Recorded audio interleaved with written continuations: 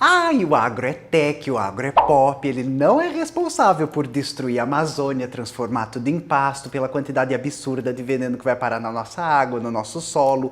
O agro não tem nada a ver com manutenção de pobreza no Brasil, com o fato de que ainda existe trabalho escravo no campo. O agro é ótimo para o pequeno produtor e ele não beneficia apenas o latifundiário que lucra com ele. Um beijo, Tereza Cristina! 1º de abril!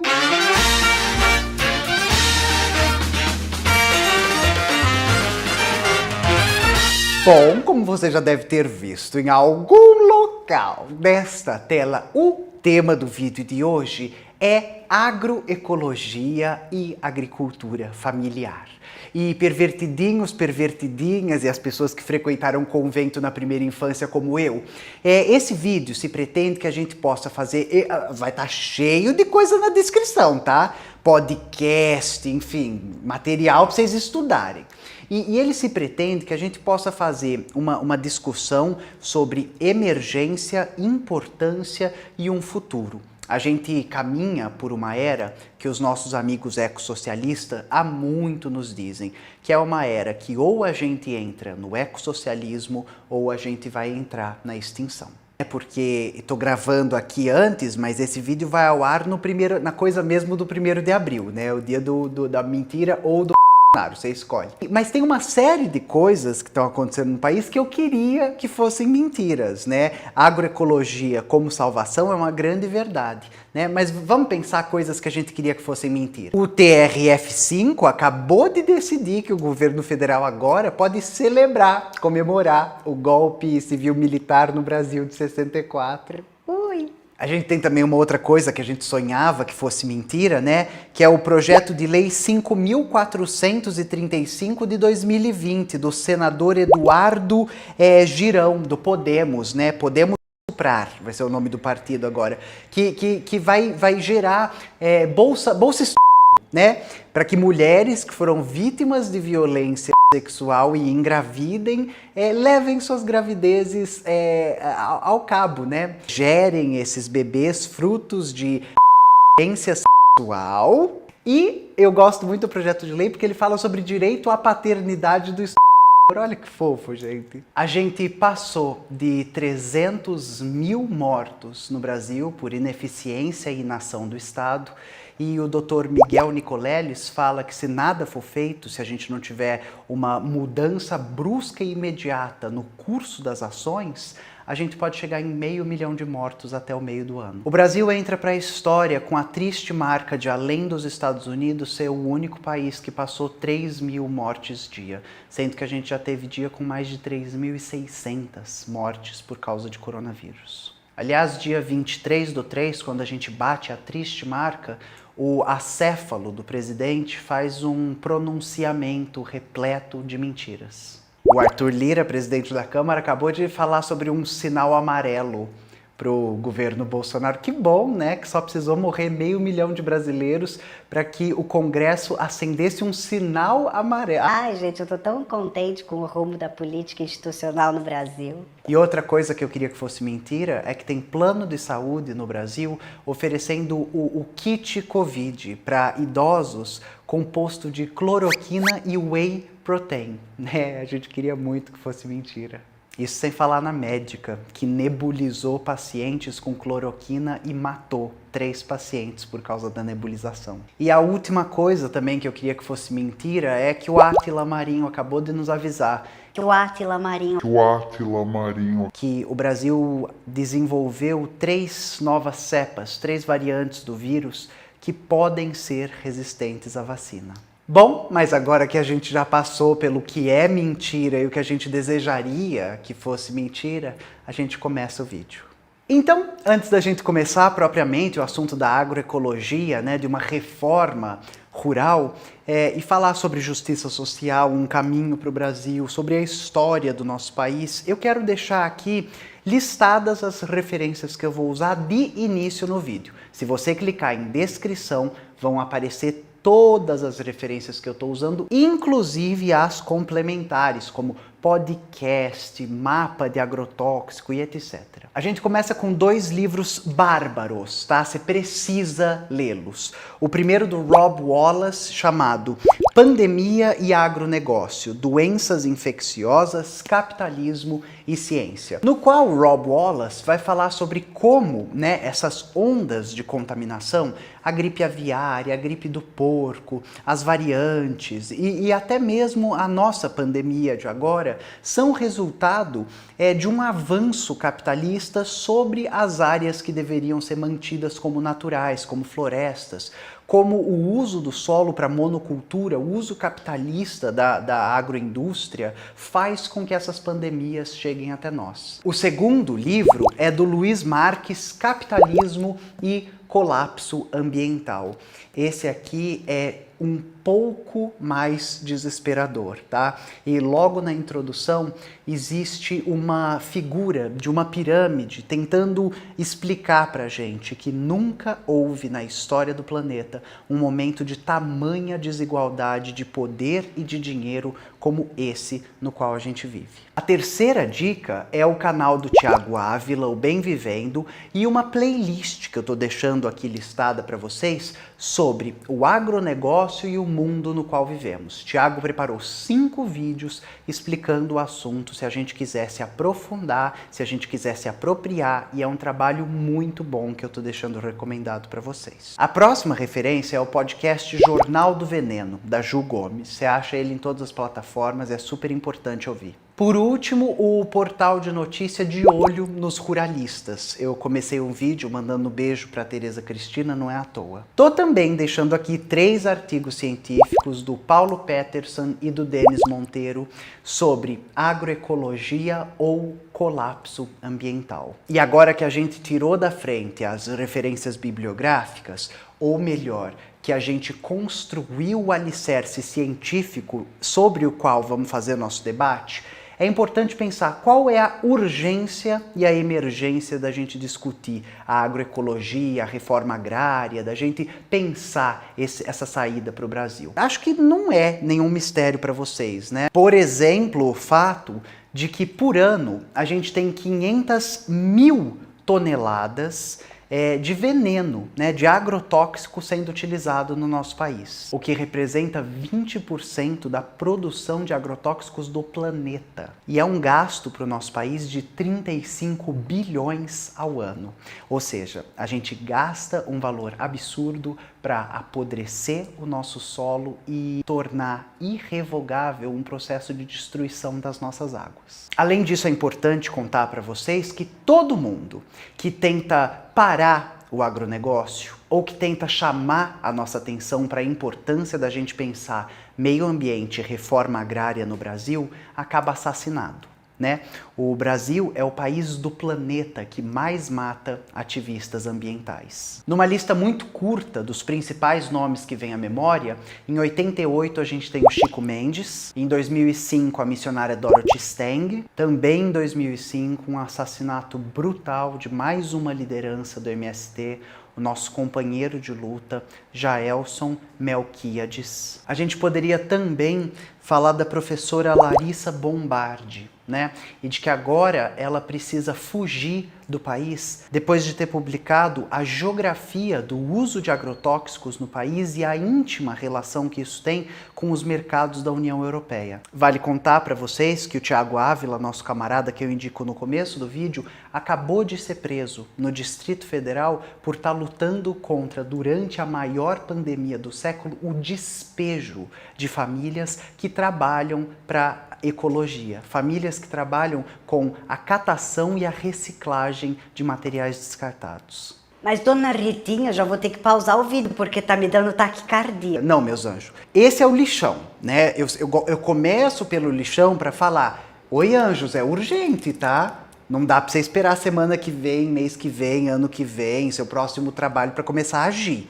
É para começar a agir agora. Mas vamos para a parte boa. É importante que a gente saiba que existem ações, grupos, organizações que tentam frear esses avanços do agro-pop, né, da agroindústria, que tentam construir um futuro numa outra direção, né? Importante de cara que você saiba, estou deixando uma matéria de 2019 que lista 35 coisas que você precisa saber sobre o MST. E aí você pode usar na sua próxima conversa com seu tio ou tia reacinha, né, quando a pandemia acabar, ou mandar no grupo da família e ver o circo pegar fogo. MST é um desses exemplos. O Movimento Sem Terra é o maior produtor de arroz orgânico da América Latina. A gente está falando de 27 mil toneladas, né? Então, enquanto o arroz da agroindústria, né, do agro-pop, chega a custar R$ 40 o saco, o arroz do MST seguiu durante a pandemia sendo vendido por menos de 1/3 desse valor.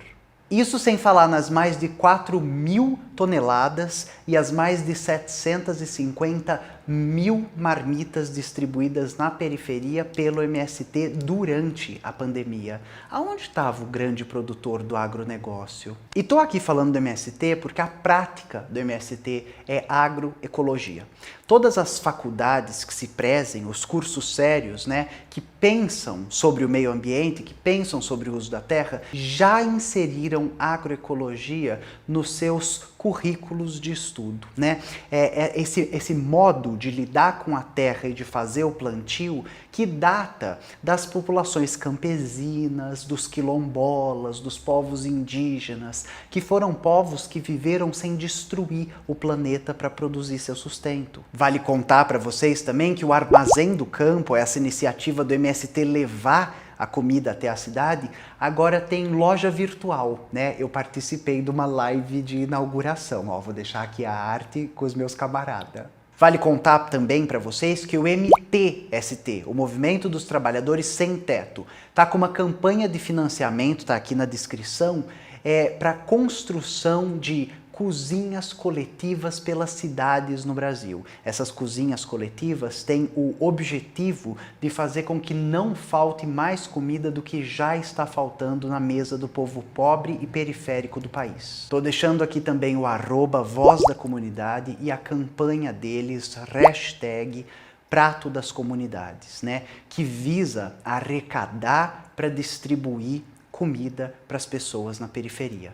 Vocês precisam saber, o agravamento da crise econômica que já existia, mas que é deflagrada, que se aprofunda, que se enraiza por causa da não ação política, por causa de não termos políticas públicas, da ineficiência do Estado, etc., vai fazer com que a população brasileira passe fome. Nós já voltamos para o mapa da fome da ONU, nós já passamos da dezena de milhão de população em situação de instabilidade e insegurança alimentar.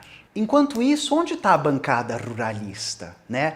Nossa camarada Natália Camargo está produzindo material nas redes sobre os ataques que a bancada ruralista está fazendo, tentando passar a boiada, como o Salles disse, agora, por exemplo, ao PNAE, né, o Programa Nacional de Alimentação. Eles querem que nutricionistas não tenham mais nada a ver com a feitura dos cardápios das crianças, das merendas escolares, e eles querem inserir no cardápio processados e lixo que sobra da indústria da carne. Ou seja, exporta o que é bom e com o lixo que fica aqui, põe na merenda das crianças pobres. Olha que bancada maravilhosa! Desde 2016, o Greenpeace tem uma campanha de conscientização chamada Agricultura e Alimentação. Eu estou produzindo esse vídeo com a ajuda da galera do Greenpeace para falar sobre essas emergências. A discussão é que a gente precisa urgente de uma transição no sistema de produção alimentar. A gente precisa sair de uma matriz que visa o lucro, a produção de commodity para exportação, para uma matriz que pense em sustentabilidade, em regenerar e recuperar solos, em não destruir aquíferos e mananciais e em produzir alimento para a população e não lixo. Desde o 1500, o Brasil está configurado para o resto do mundo como uma colônia de extração ou um celeiro do planeta, né? Um território que produz essas commodities commodities que vão virar ração, os bichos que vão ser exportados. Quando eu estou falando commodities, se você não conhece o debate, são esses produtos que circulam economia agrária, né? Café, açúcar, milho, soja. Então, o Brasil está, desde sempre, historicamente, configurado desse jeito. Sou professora de literatura, quem não sabe, estou contando, mas conto isso todo vídeo também, vocês devem estar careca de saber. Quando dou aula de Jogos Vorazes, né, do livro, eu falo, olha que loucura, gente. Imaginem um mundo Apocalíptico, tá? Distopia. Imaginem um mundo no qual a galera vive bonita e cheirosa na capital, tá? Não é a França, é a capital, não tem nada a ver com a centralidade do sistema capitalista, não é Londres, tá? Não é a Suíça, a Noruega, não. E aí a galera vive bonita na capital, enquanto os bandido vive extraindo metal. Isso aqui não é a Índia, tá?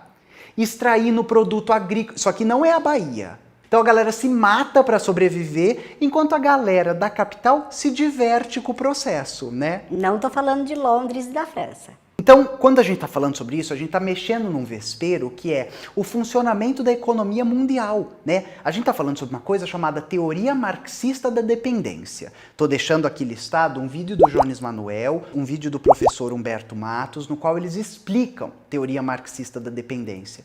Lá nos anos 90, o FHC, o príncipe da sociologia brasileira, né? Credo.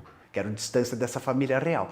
Ele era um entusiasta dessa divisão social do trabalho no mundo, né? De que estava tudo bem que o Brasil fosse um agroexportador de commodity, que dava pra gente se desenvolver assim. Pula para 2020, olha só como é que estamos. É disso que eu tô falando. Quando a gente olha esse cenário, a gente tem que tentar olhar uma totalidade, né? Como politicamente o agronegócio é manejado e como isso impacta nas nossas vidas. Então, a gente tem o imbecil do presidente ocupando um púlpito da ONU para dizer o seguinte, peguei até as aspas do nosso agronegócio continua pujante. Ele fala isso na mesma semana para a ONU, no qual o IBGE mostra que o Brasil volta para o mapa da fome. Então, continua pujante para quem? Continua pujante para quê?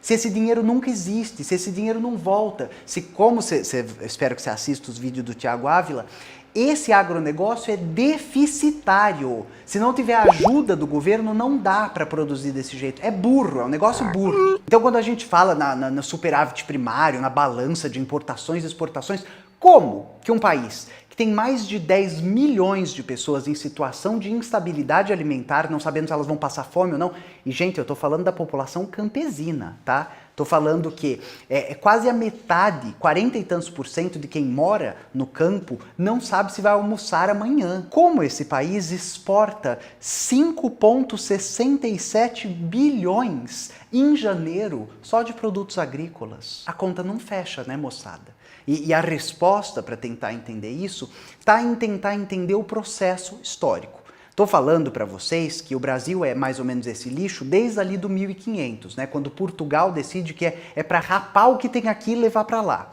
Quando a gente pensa no nosso processo histórico, se a gente olha ali para os anos 60, a gente começa a entender como que aquilo deu nisso, né? João Goulart, lembra o que tomou o golpe de 64, que agora vai poder ser comemorado? O João Goulart, ele acabou de viajar para a China para ver como que a China, nos anos 60, está fazendo reforma agrária, está distribuindo terra para pobre, está fazendo com que a população campesina não precise de êxodo rural, possa continuar produzindo para abastecer, né? E aí o João Goulart sequer volta, né? Ele vai voltar da China para pensar a reforma agrária no Brasil e vai ser deposto. Né? E começa uma ditadura civil-militar. Por que civil-militar? Porque quem que apoiou os milicos, gente? A bancada ruralista. Tem outra merda também chamada Revolução Verde, né? Não sei, verde de vômito, né? Verde que a gente fica de fome. Que a partir ali da Segunda Guerra Mundial tem essa política mundial de que olha que bonitinho, gente, dá pra fazer uma berinjela desse tamanho. Dá pra fazer uma abóbora que tem 2 cabeças, né? Dá pra fazer uma maçã com rim, dá pra fazer uma pera que sangra. É só lotar de agrotóxico. E essa Revolução Verde era a ideia de que olha, se a gente usar bastante agrotóxico, ninguém passa fome. E aí eu tô deixando aqui o vídeo da dona Sabrina, maravilhosa, Fernandes, falando, e que legal, né, moçada? Parece que dos anos 60 pra cá, enchemos agrotóxico e ainda estamos passando fome. E o que a gente vê são essas políticas, os acordões, né, as bancadas se infiltrando e de que modo elas vão tomando poder para si. Né? Segundo o IBGE que está sendo desmontado, IBGE que a gente não sabe com os cortes do se vai ter grana para fazer censo esse ano. Sem censo a gente não tem essas informações, né? O IBGE vai listar que de 2000 a 2019, em 19 anos, as áreas nas quais a gente plantava arroz e feijão encolheram respectivamente 53% e 37%. Enquanto isso, as áreas de monocultura, milho, soja, café, cana, se expandem.